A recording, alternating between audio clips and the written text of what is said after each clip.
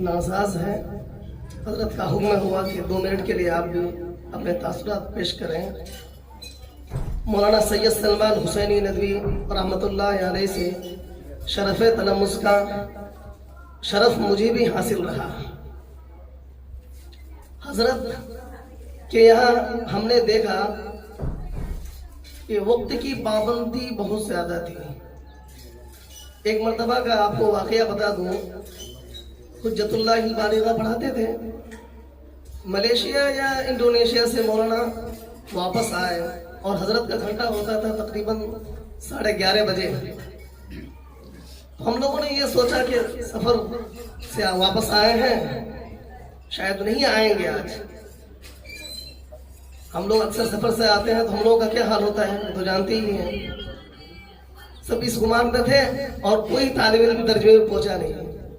मौलाना पढ़ाते थे क़ातुल मुहज़रात में, और शरिया के बच्चे, शरिया के तलबा कुल्लियतुल शरिया में होते हैं। ज़रा सा डिस्टेंस भी है दोनों में, कुल्लियतुल शरिया और कुल्लियतुल लुगा में।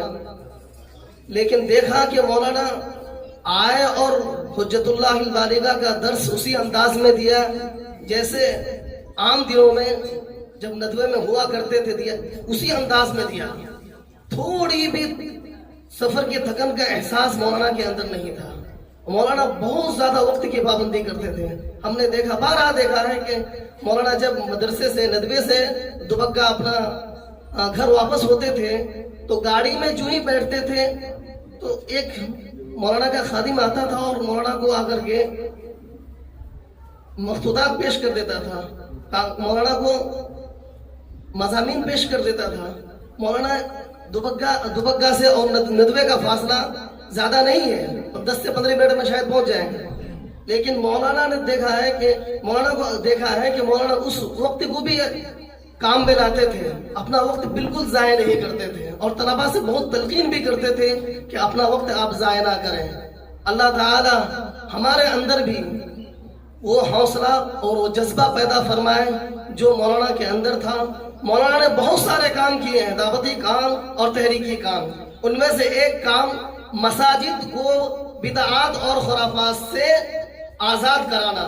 और सैकड़ों लखनऊ के अंदर और इहाता लखनऊ में सैकड़ों ऐसी मसाजिद हैं जो मौलाना की मेहनत और काविश की वजह से आज़ाद हुई हैं। उनमें से एक मदरसा सैयदना बिलाल है, जिसका नाम जिस जगह का नाम मीठी खिचड़ी है। आज भी आप वहाँ जाएंगे तो मौलाना मिन्नतुल्लाह साहब वहाँ पढ़ा चुके हैं, वहाँ के उस्ताद रह चुके हैं। इसी तरह से मौलाना शहीन रियाज साहब भी गए हैं। बरामदे में आपने देखा होगा, सहन में, मस्जिद के सहन में एक खबर है, तो वहाँ मीठी खिचड़ी चलाई जाती थी। तो उस इलाके के लोगों को बहुत कुछ जो साहिब खैर थे, जो दिल वाले थे, उनको एहसास हुआ कि भाई ये मस्जिद है, यहाँ पर एक मज़ार है, यहाँ लोग मस्जिद को गैर आबाद रखे हुए हैं, कचरा जमा होता, पूरे डालीगंज का कचरा कहाँ जमा होता था मौलाना? उसी जगह पर।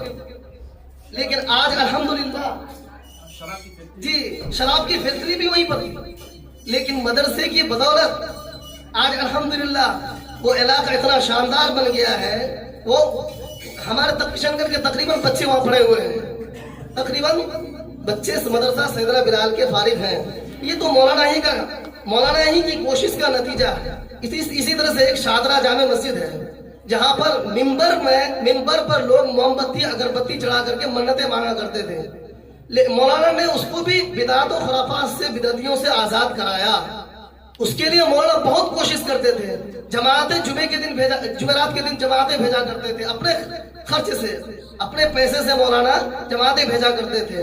सिर्फ वो जाकर के बच्चों को ये कहते थे कि आप उन्हें बताना है इसके जो बिदअत और खुराफात की जो खराबियां हैं, इसकी जो खराबियां हैं आपको उनके सामने रखना है, उनसे उलझना नहीं है। तो इस तरह के बहुत सारे कारनामे मौलाना के हैं जिन्हें हम इतने छोटे से वक्त में, इतने कम वक्त में हम बयान नहीं कर सकते हैं। अल्लाह ताला से दुआ है कि अल्लाह तबारक व तआला मौलाना को गरीब की रहमत फरमाए। अल्लाह तबारक व तआला मौलाना की कोशिशों और काविशों को कबूल फरमाए। व आखिर दावाना अल्हम्दुलिल्लाहि रब्बिल आलमीन।